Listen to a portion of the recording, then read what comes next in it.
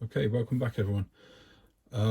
So with my 10mm Napoleonic project underway, I have wanted to start the planning and preparation stage for the second 10mm project I have lined up, which is some World War II.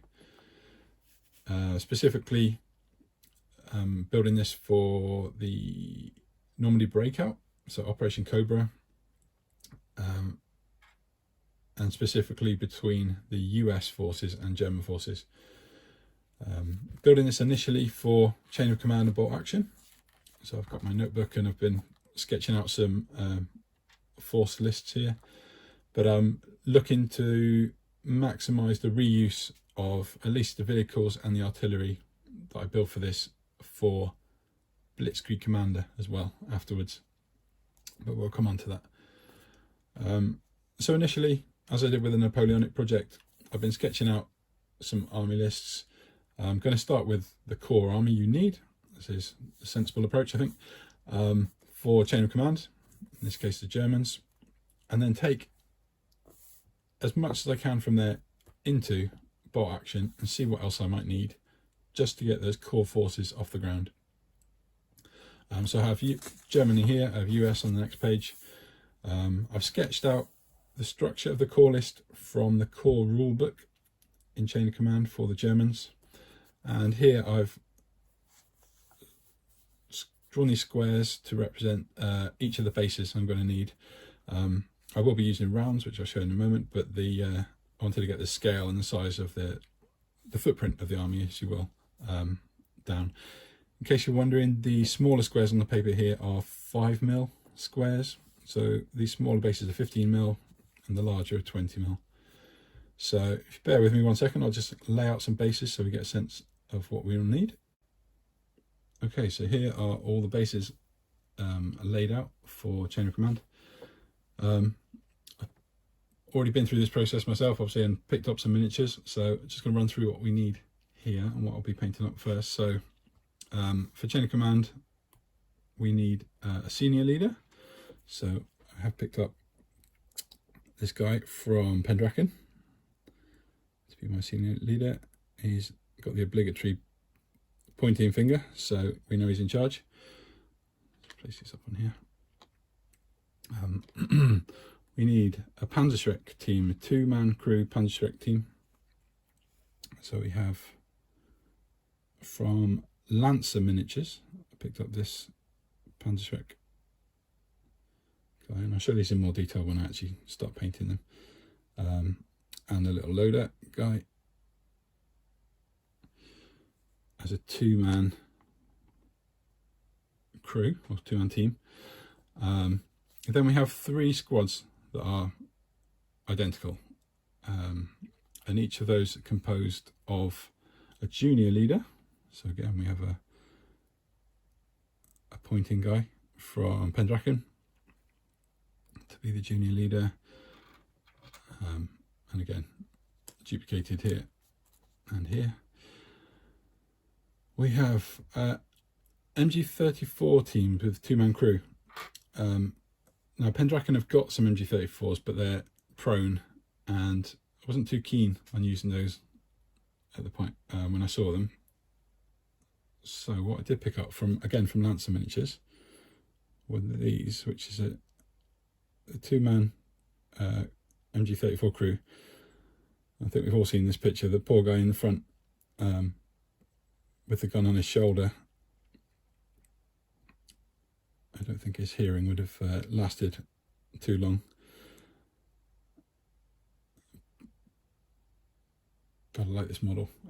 So again, picked up some of those. And then we have riflemen. So we need 7 riflemen per squad. And I picked up some of the core riflemen from Pendraken for this, which are these two poses, kind of firing and running. So I have many of them. I'll just stack them up there, and we have obviously 21 of those.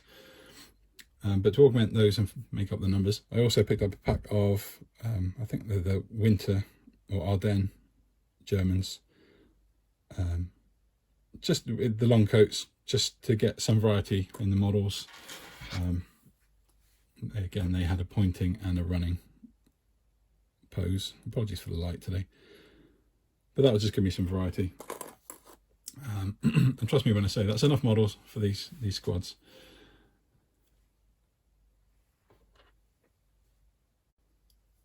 So we have our chain of command force here.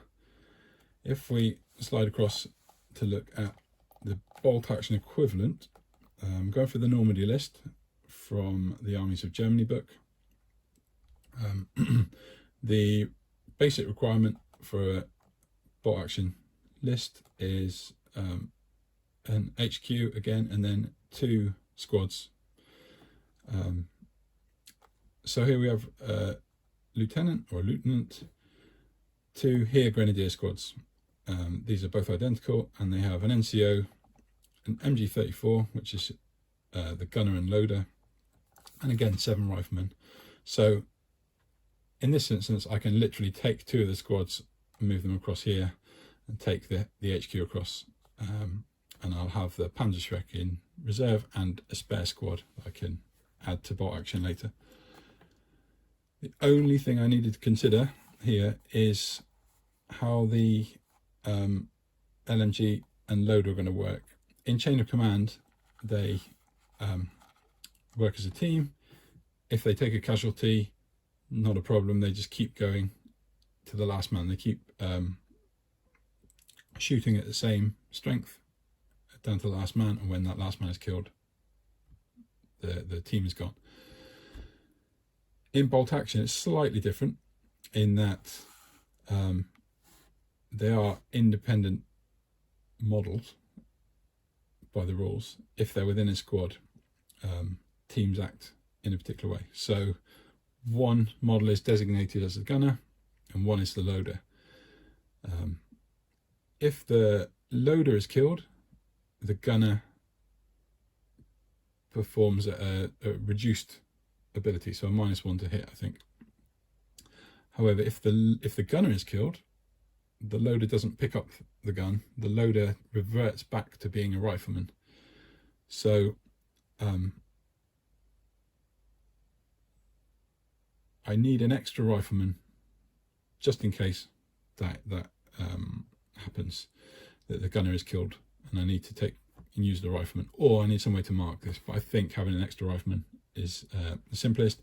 Obviously, with a spare squad, I should have plenty spare, and hopefully in gameplay, unless you get that exceptional shot that kills the gunner straight out, I should have some riflemen killed by that point that I can reuse. But I will paint up at least 1 extra rifleman to have that in mind. The other thing I am planning to do, when the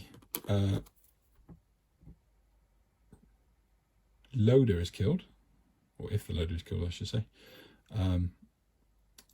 to mark that fact and the reduced ability of the gunner, I'm going to try, just as an experiment, I'm going to paint up some of these 20mm bases red. I might even double it up to make it thicker, and I'm going to use it underneath the base to mark that they're at a reduced ability. Let's kind of see how that goes. I don't want it to be too obtrusive, but I don't know if it will be, you won't be able to see it enough for it to remind me that I have that penalty to apply. But we'll see. That's one of the things I want to try out. So that's the Germans. Everything here, bases and models, are going to make up the German force. I don't know why in the pack, I can't remember why. I've got an extra chap. I think it's a spotter, so don't want him to get lost, so I may paint him up at the same time, get him on the base. That's the Germans though. If we slide all these off to one side, we can turn to the next page.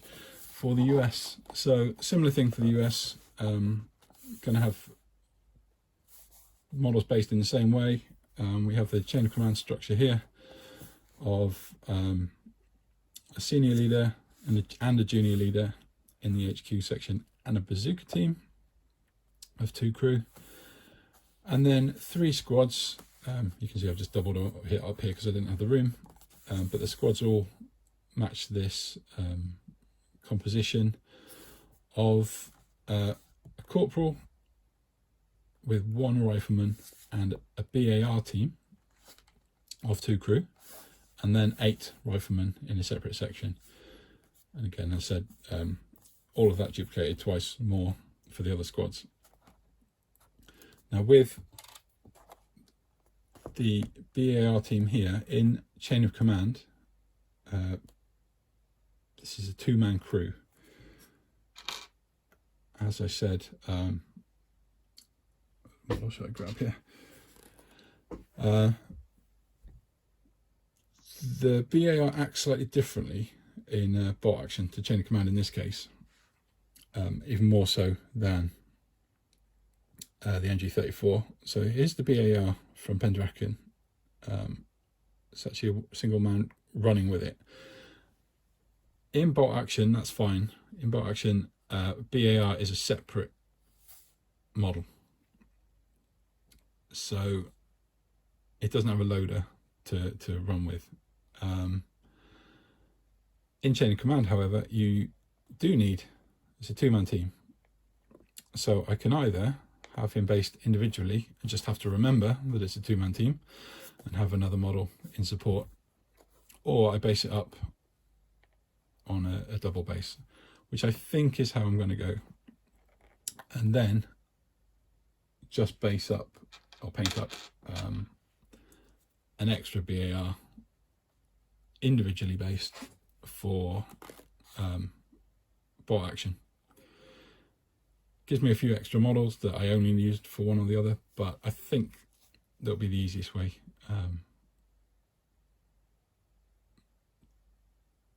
And then obviously paint an extra rifleman to make the numbers up. So what have we got here? As I said, we've got senior leader. It's this guy. Again, I think this is from the Ardennes packs, US Ardennes packs. Just to mix it up, I wanted to kind of wet weather, I guess, guys, to give them some variety. What do we have here? This is the junior leader. I think I've got this guy as from Pendraken, and the bazooka team is, again, this is an Ardennes one with the long coat on. Bazooka team, and I can't remember who I had as a loader for him, but there'll be a second model on that base. The squads have corporals, again pointing, and riflemen. Nice to be up. Riflemen. Fairly simple models. A couple of poses for these guys. And as you can see just on the edge of camera, I've got a load of riflemen over here and the other models for the rest of this structure. If we look across at the bolt action side now, again, we need an HQ section and 2 squads. These are regular infantry for early to mid-war, following the Operation Cobra and or Normandy lists from the Armies of the US book. I think it will fit both at this point. HQ will come across, very straightforward. NCOs will come across from the corporals, and the rifleman, obviously I have this spare rifleman who's in the in one section here, can join the other 8 riflemen to have 9 to fill these, and I'll have to make that separate singly based BAR to go with these. So it won't be a 20mm base like here, it'll be a 15mm. But again, that gives me all the models I need for the US and German forces. I'll pull this to one side. So US and German. Not a huge project again to get these built up fairly quickly. I will do some short videos just showing progress on these as they're done, and show off the paint scheme that I've decided to use.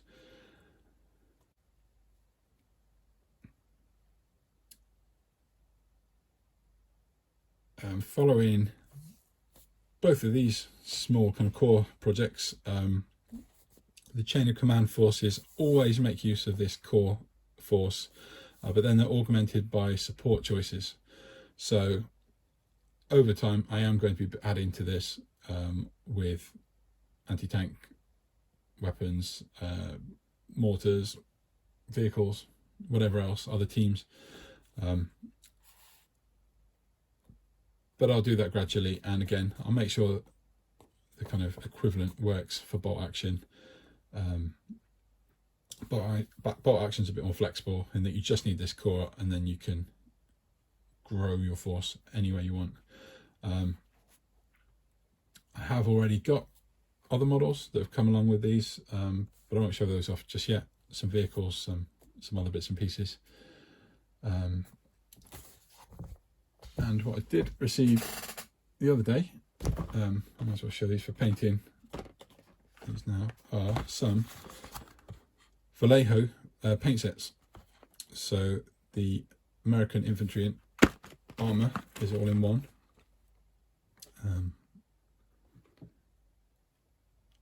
Now this might not be absolutely bang on colours. As with the Napoleonics, I'm going for simple colour schemes that hopefully pop on the table. They'll probably be brighter than in reality if I put some highlights on, just to help them stand out a bit more given their size. But I have that, and I have the equivalent for the Germans. Germans come in 2 boxes, one for infantry, one for armour, just for the variety, because of the variety in the colour schemes they had.